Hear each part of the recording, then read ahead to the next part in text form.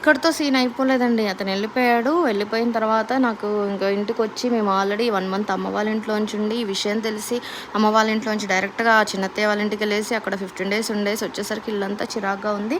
But అయినా కూడా రాగానే ఫస్ట్ నేను కూర్చొని చేసిన పని ఓలాలో కంప్లెయింట్ ఇద్దాం, కస్టమర్ కేర్‌కి కాల్ చేద్దాం. ఇలాంటి వాళ్ళు ఇంకెంతమందిని సఫర్ చేస్తారో నాలాగా.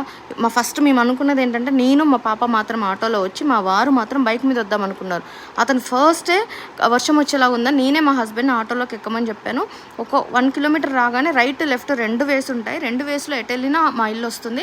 కానీ రైట్ సైడ్ నుంచి వెళ్తే లాంగ్ అవుతది. లెఫ్ట్ సైడ్ నుంచి వెళ్తే కొంచెం షార్ట్ అవుతది. మా హస్బెండ్ అది చెప్పినా కూడా అతను వినకుండా రోడ్డు బాగుండదని చెప్పి రైట్ తీసుకున్నాడు. సో అప్పుడే మా ఇద్దరికి కొంచెం లైట్‌గా డౌట్ వచ్చింది. బట్ ఓకే, ఆటో వాళ్ళకి బాగా తెలుసు కదా, అతను ఆటో కండిషన్ బట్టి అతను తీసుకెళ్తాడని చెప్పేసి మేము సైలెంట్‌గా ఉన్నాం. సో అప్పటి నుంచి స్టార్ట్ అయిన స్టోరీకి నాకు ఇరిటేషన్ వచ్చి ఓలాకి కంప్లెయింట్ ఇద్దామని చూస్తే జరిగింది ఏంటంటే, అందులో కస్టమర్ కేర్ మనం రీచ్ అవ్వడానికి కాంటాక్ట్ నెంబర్ లేదు, ఏదీ లేదు. నాకు అసలు వెతికి అందుకే మీకు ఒకే వీడియోని మీకు ఇన్ని పోస్టులు ఎందుకు పెడుతున్నానంటే, అక్కడ ఎక్కడ నేను రీచ్ అవుట్ అవ్వడానికి లేదు.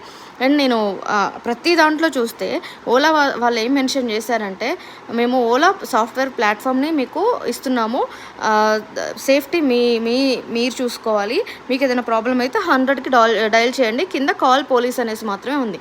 డ్రైవర్ రిలేటెడ్గా పెడితే ఇంతవరకు నాకు ఒక క్వైరీ బ్యాక్ కానీ కాల్ బ్యాక్ కానీ ఓలా నుంచి రాలేదు. నేను ఇది ఫస్ట్ టైం కాదండి యూస్ చేయడం, బట్ తమిళనాడులో మాత్రం ఈ సిచ్యువేషన్ నాకు ఫస్ట్ టైం. నేను హైదరాబాద్లో గత 13-14 ఇయర్స్గా జాబ్ చేశాను, నైట్ షిఫ్ట్స్ చేశాను.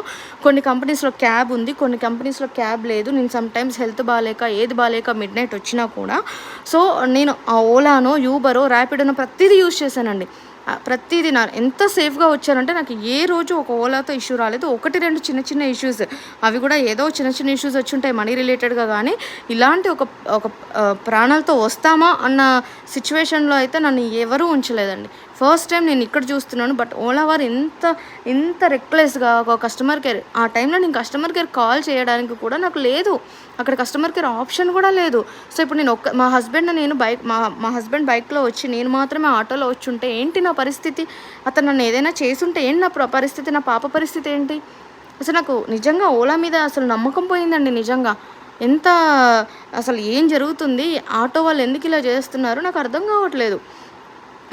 వాళ్ళకి అవ్వకపోతే అక్కడే వాళ్ళు ఆటోని బుక్ చేసుకోకూడదు, లేదా కాల్ చేసి లేదండి నాకు రిటర్న్ ఉండదు, నాకు ఇంత అమౌంట్ ఇవ్వండి, నేను మిమ్మల్ని డ్రాప్ చేసి నేను వచ్చేస్తాను అని మాట్లాడుకుంటే మాకు ఓకే అయితే ఓకే అంటాం, లేదంటే లేదు. బట్ ఎక్కించుకున్న తర్వాత నుంచి దింపే వరకు ప్రాణాలతో ఉంటామా లేదా అని పెట్టింది మాత్రం ఈ ఓలా అతనే, ఈ పర్సనే. నిజంగా నన్ను మాత్రం చాలా టార్చర్ చేశాడు. నాకు నిజంగా సమ్టైమ్స్ ఈ 2-3 డేస్ ఇది జరిగింది మండే